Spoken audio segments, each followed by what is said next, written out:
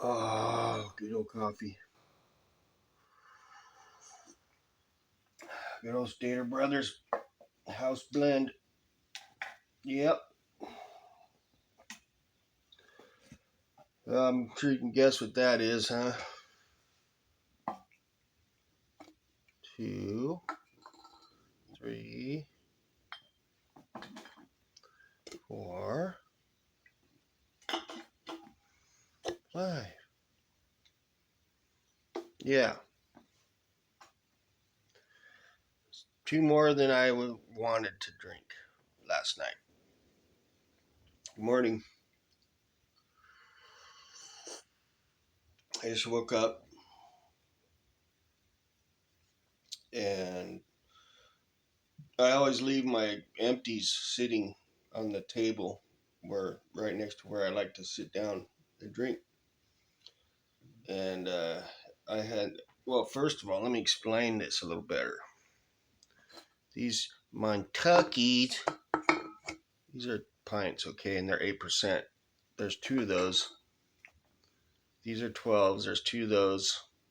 And these are like, I don't know, at least 7%er.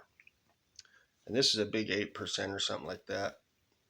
This is a 12 ouncer, 7.5%. And I put a shot of whiskey into this one too. So probably 10%. So pretty far over my 3 beer limit I wanted to start doing. But obviously I have an issue. I drink too much beer.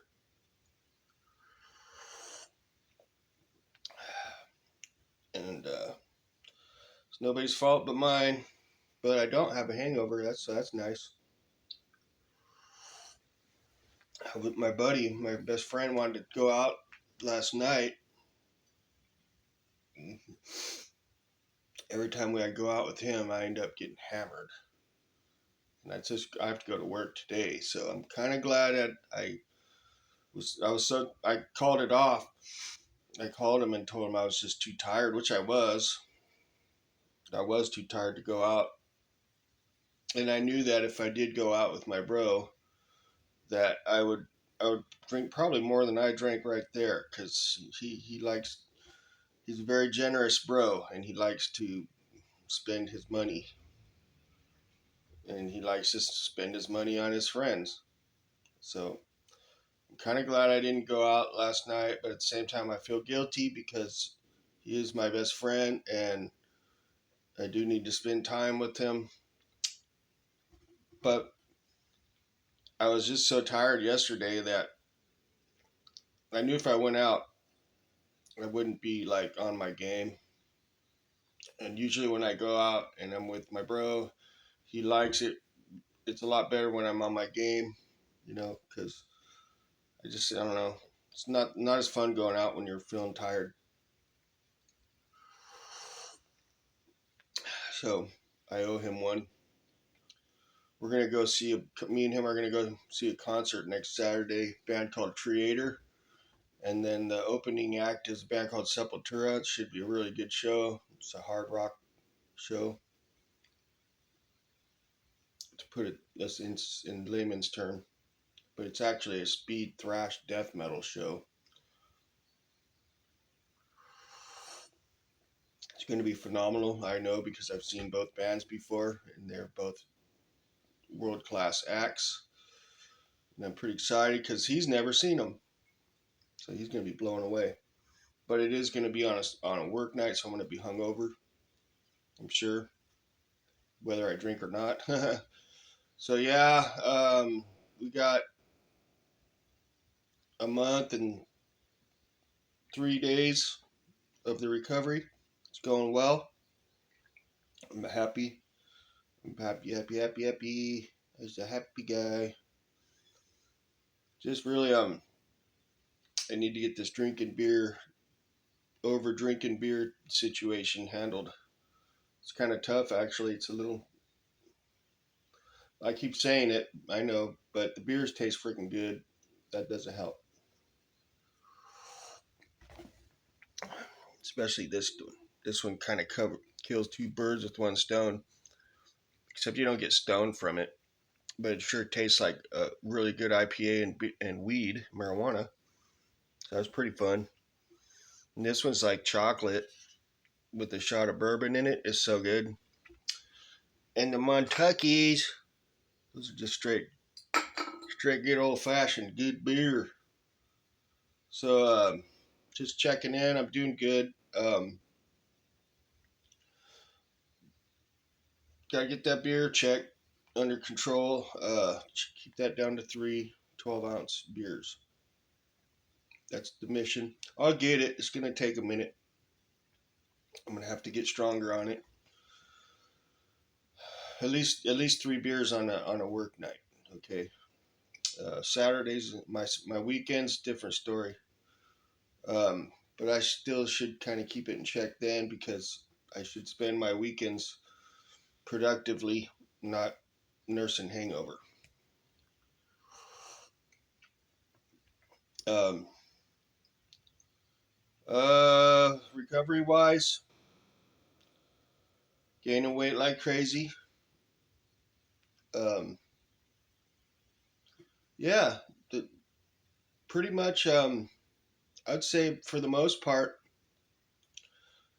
uh, I'm feeling pretty much back to normal, except for the fatigue thing. But I'm not even sure anymore if that has anything to do with the recovery.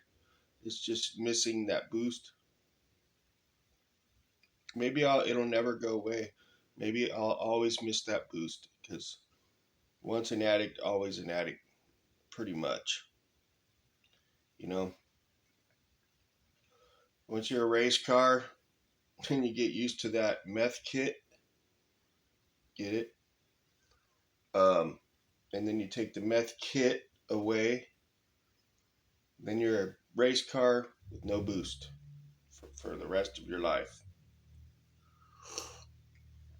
That's okay. I'd rather be a race car with no boost than a race car with no engine, because that's where I was heading. No engine.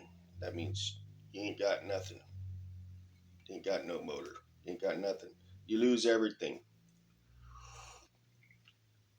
You lose everything, and no one wants nothing to do with you. And that's a fact. Um, you keep doing, because like it's a bad. No one wants nothing to do with you, even if they don't even know why.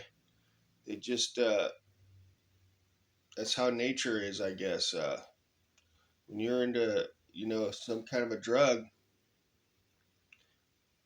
people tend to distance themselves from you, and you end up by yourself, and eventually you end up with nothing. And there you go. That's where it leads.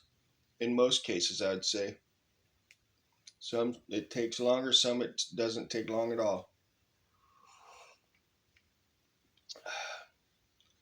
I think that goes with anything, really, man. I mean, you could eat yourself to death with food. I've seen people do it. You drink yourself to death with alcohol. I've seen people do it. I've seen people end up homeless with no friends because of alcohol. And I've seen people do that literally with food. It doesn't matter what it is. You can abuse it to the point where it'll put you out. Candy could do that. Eating too much candy. Like, you could gorge on candy to the point where you can't function. You lose everything. You're out on the streets. And no one wants nothing to do with you. It's that simple.